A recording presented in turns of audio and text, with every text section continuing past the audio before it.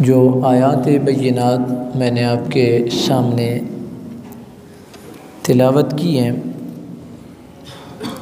ان میں کئی ایک مضامین جو ہیں ان کو بیان کیا گیا ہے۔ جو پہلی آیت ہے اس میں اللہ تعالیٰ نے مومنوں اور کافروں کی بات کی ہے۔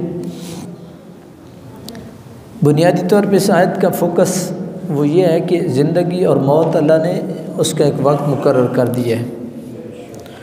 وہ ایسے نہیں ہوتا ہے کہ کوئی تیز تراز آدمی ہو تو وہ زندگی بچا جائے اور کوئی سادہ بندہ ہو تو وہ موت کی بھیڑ چڑھ جائے، بلکہ یہ ایک فیصلہ ہوا ہے، فیصلہ ہو چکا ہے کس نے کب کدھر کیسے جانا ہے، یہ بات طے ہے۔ اللہ تعالیٰ نے ارشاد فرمایا ہے کہ ایمان والوں تم ان لوگوں کی طرح نہ ہو جانا جو کافر تھے اور انہوں نے اپنے ہی لوگوں کے بارے میں یہ کہا کہ اگر وہ جہاد کے اوپر نہ جاتے۔ اپنے لوگوں کے سے مراد یہ ہے کہ دیکھیں نا، چچا ادھر رہ گیا تو بھتیجا ادھر آ گیا، ماموں ادھر رہ گیا تو بھانجا ادھر آ گیا، تو وہ بیچ میں بلڈ ریلیشن شپ تھا نا۔ تو اپنے ان ساتھی وہ جو جہاد کے لیے نکلے تھے ان کے یعنی مسلمان، ان کے بارے میں انہوں نے کہا لو کانوا عندنا ما ماتوا وما قتلوا، یہ جو ہمارے رشتہ دار ہمیں چھوڑ کے دائرہ اسلام میں داخل ہوئے ہیں اور ابھی جہاد کے لیے نکلے ہیں تو یہ شہید ہو گئے ہیں، کوئی کس طرح ان کو نقصان ہو گیا ہے، تو یہ اگر ہمارے پاس رہتے تو یہ نقصان ان کو نہ ہوتا۔ لو عندنا ما ماتوا وما قتلوا، اگر یہ ہمارے پاس ہوتے تو نہ یہ مرتے اور نہ یہ جو ہے وہ سفر کی صعوبتیں، پیاس، بھوک، مشقتیں، تھکاوٹیں، کوئی طبی موت گئے، ٹھیک ہے، کوئی شہید ہو گئے، تو یہ اگر تو ہمارے ساتھ ہوتے تو یہ ان کو پرابلم نہ ہوتے، یہ اپنی جو زندگی ہے اس کو محفوظ کرتے۔ لب لباب یا خلاصہ یہی ہے۔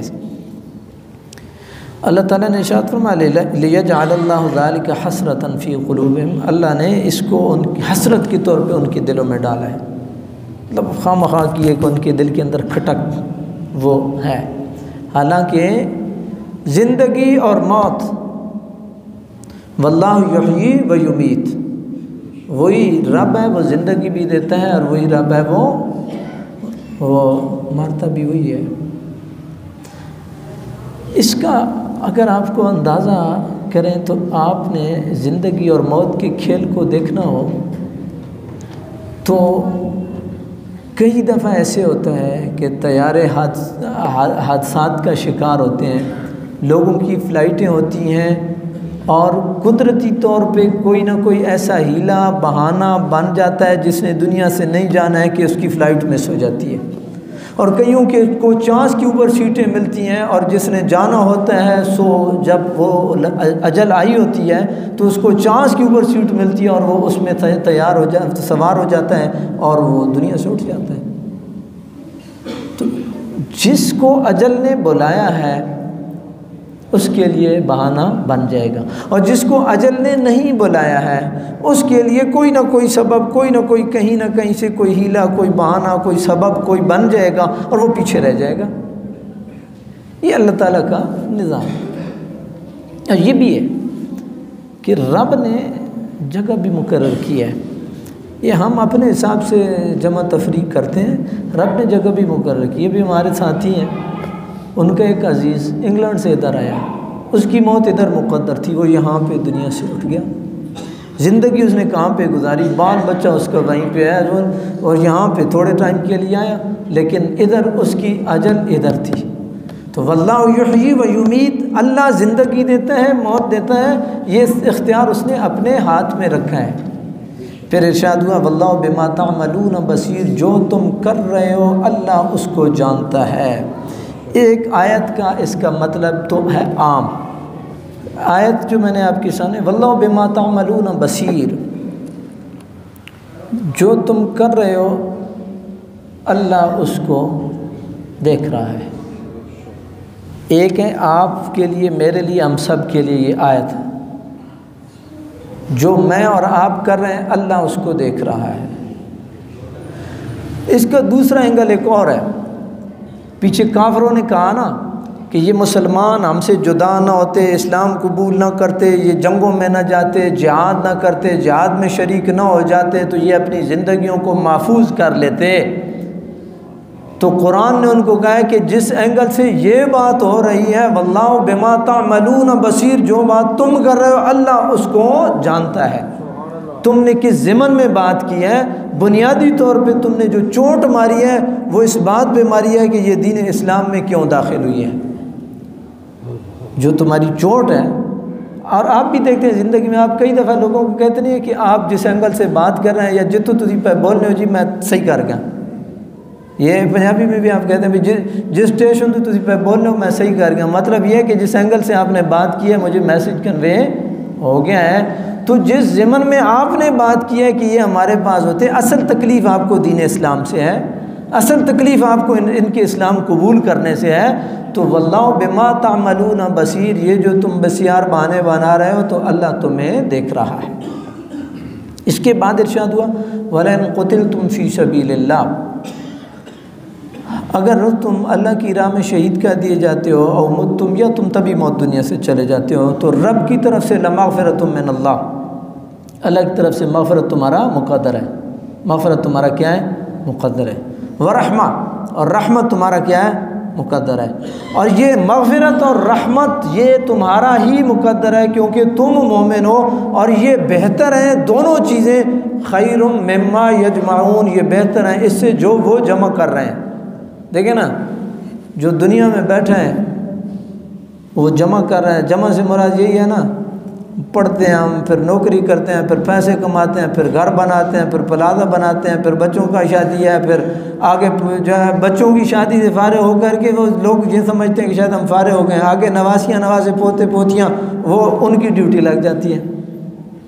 تو یہ ایک انسان کو اللہ تعالیٰ نے اس لیے تو نہیں بھیجا ہے کہ وہ یہاں پہ آئے اور وہ عمارتیں کھڑی کرے اور وہ زمینیں بنائے اور وہ سارے محلات بنائے اور پھر جو ہے وہ پلٹ کر کے جائے. انسان کو اللہ نے بنایا ہے اپنا نائب اور خلیفے کے طور پہ، اور اس کو نظر آنا چاہیے کہ یہ اللہ کا نائب ہے اور اللہ کا خلیفہ ہے. تو اللہ پاک نے ارشاد فرمایا تم دنیا سے چلے بھی جاتے ہو، چاہے تم شہید ہو جاؤ یا تم تبھی موت چلے جاؤ، تو تم اللہ کے پاس چلے گئے. یہ ایمان کی دولت جو تم لے کر کے گئے ہو یہ بہتر ہے اس سے جو وہ جمع کر رہے ہیں.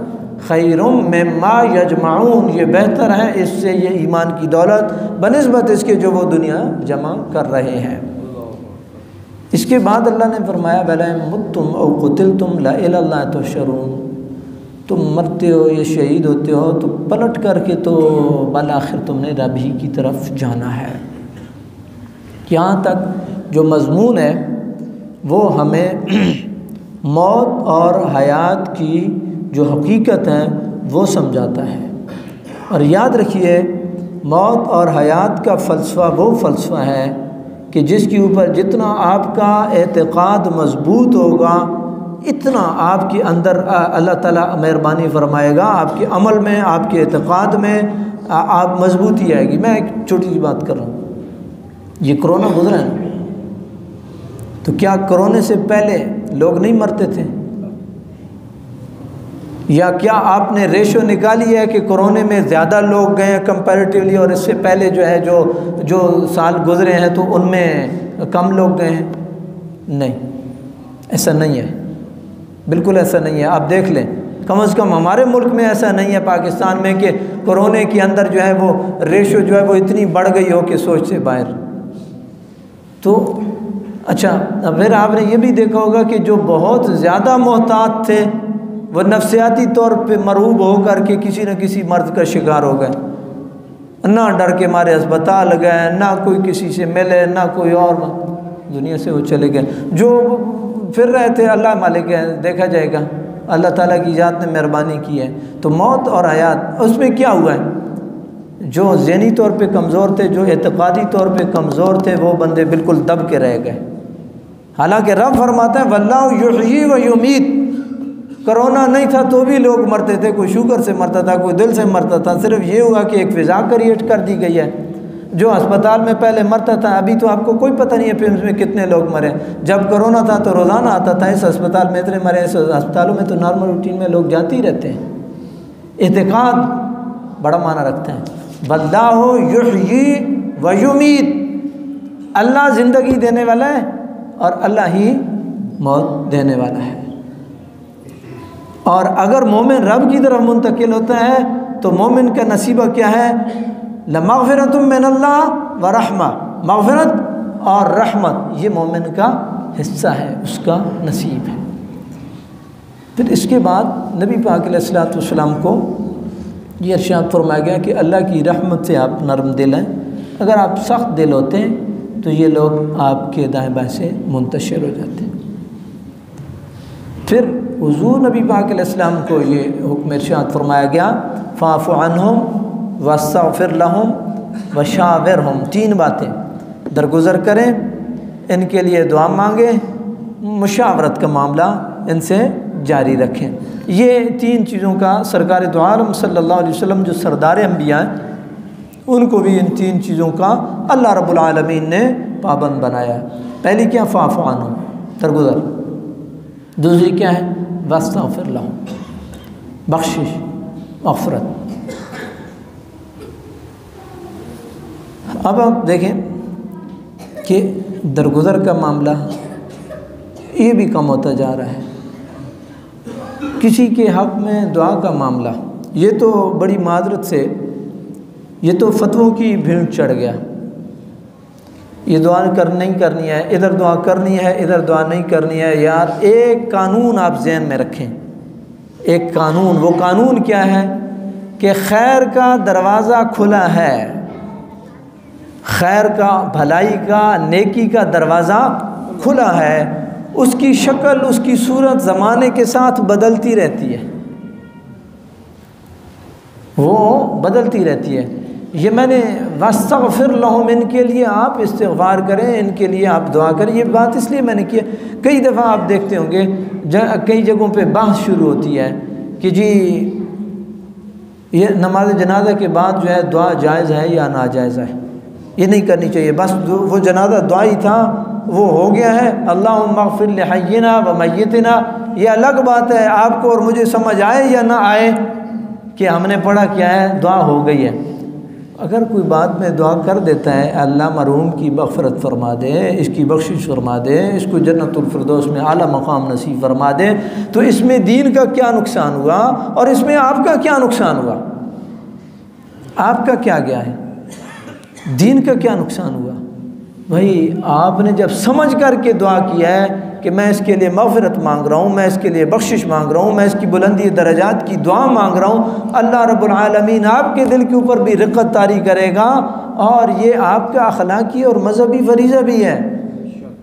لہذا مومن کے حق میں مانگی گئی دعا اللہ رب العالمین اس کو قبول کرتا ہے۔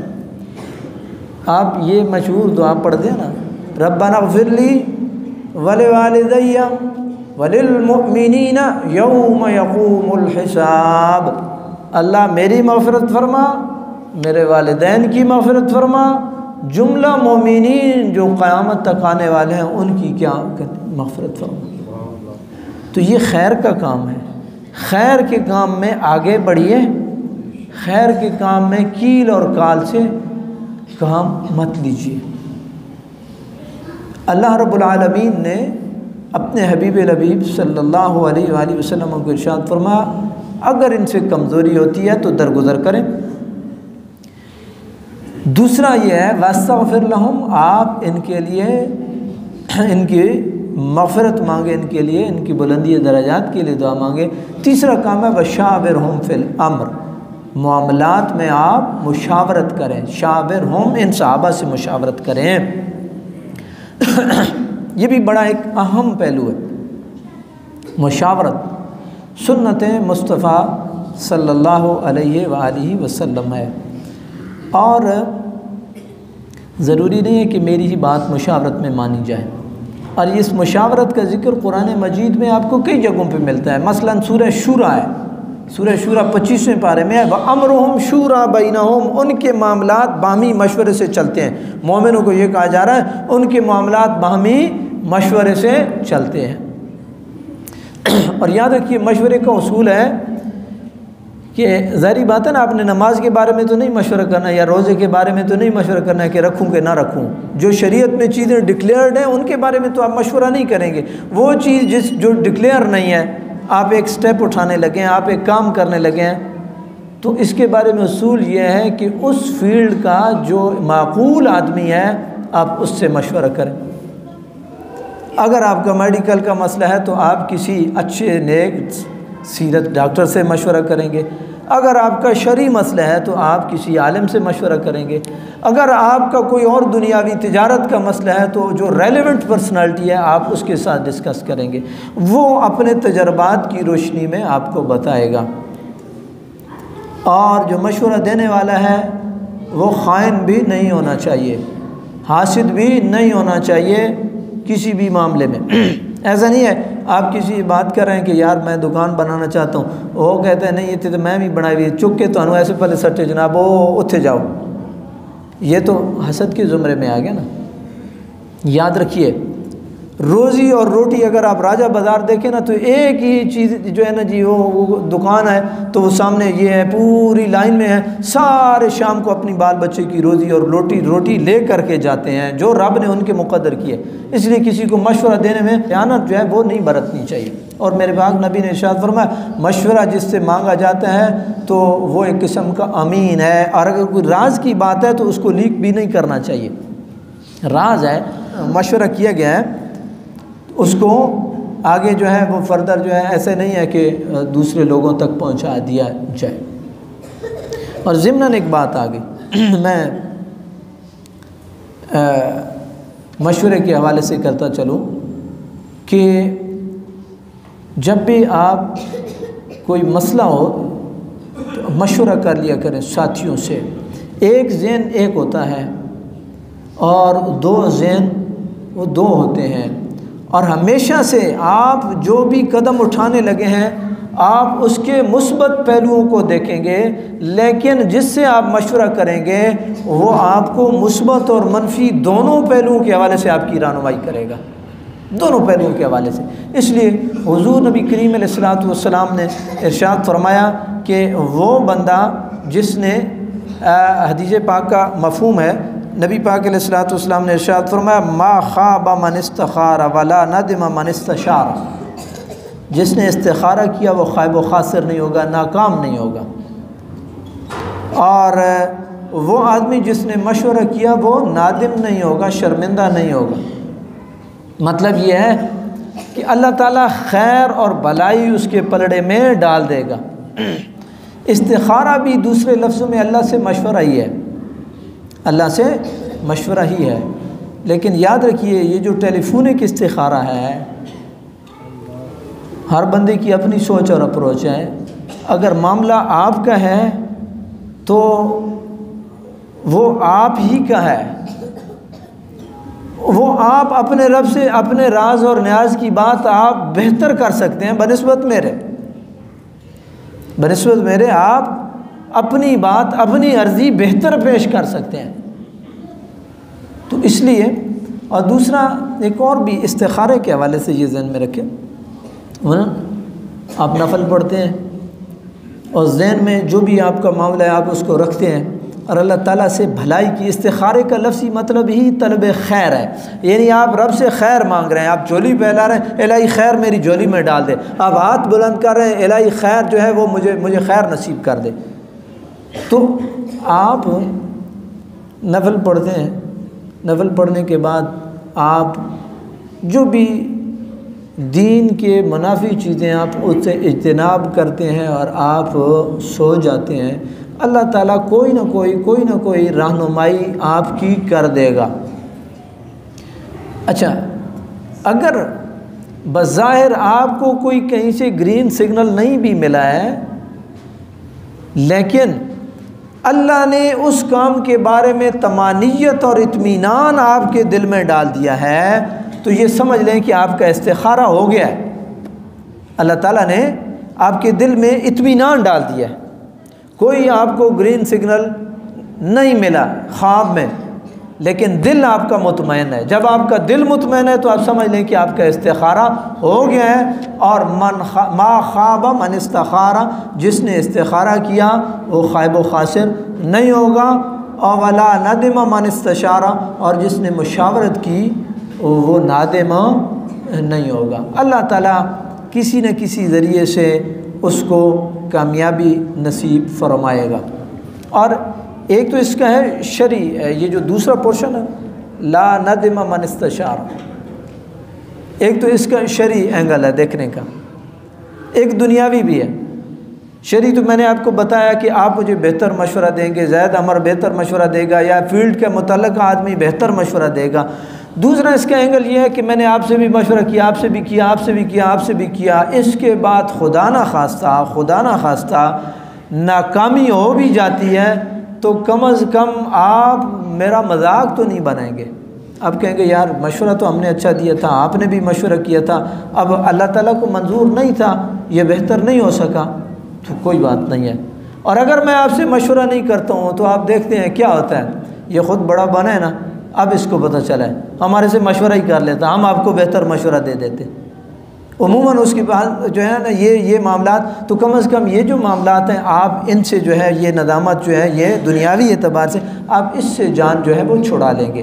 تو اللہ پاک نے اپنے حبیب کو ارشاد فرمایا فاعف عنہم واستغفر لہم وشاورہم فی الامر فاذا عزمت فتوکل علی اللہ ان اللہ یحب المتوکلین۔ تو یہ جو میں نے آیات بینات آپ کے سامنے تلاوت کی ہیں، ان میں پہلی بات موت اور حیات کے اوپر آپ کو اس طرح توکل ہونا چاہیے کہ جب رب نے لکھی ہے تبھی آئے گی، ایک بات۔ اور دوسری بات یہ ہے کہ جب آپ دنیا سے جا رہے ہیں تو آپ یہ اللہ کے ساتھ ایسا حسن ظن رکھیں کہ مغفرت اور رحمت میرا نصیب ہوگی۔ تیسری، اللہ رب العالمین نے نرم دلی کے متعلق ارشاد فرمایا کہ محبوب کریم علیہ السلام تو نرم دلی یہ بنیادی عنصر ہے۔ چوتھی بات جو ہے وہ یہ ہے کہ درگزر ہے فاعف عنہم۔ پانچویں بات لوگوں کے لیے، اپنے لیے، عزیزوں کے لیے واستغفر لہم، صمیم قلب کے ساتھ جو ہے وہ دعائیں کرنا یہ ہے۔ اور اس کے بعد کیا ہے وہ مشاورت ہے۔ یہ ان آیات کے اندر جو ہے یہ خلاصہ جو ہے وہ یہ ہے۔ اللہ رب العالمین ہمیں قرآن فہمی کی توفیق نصیب فرمائے، آمین یا رب العالمین۔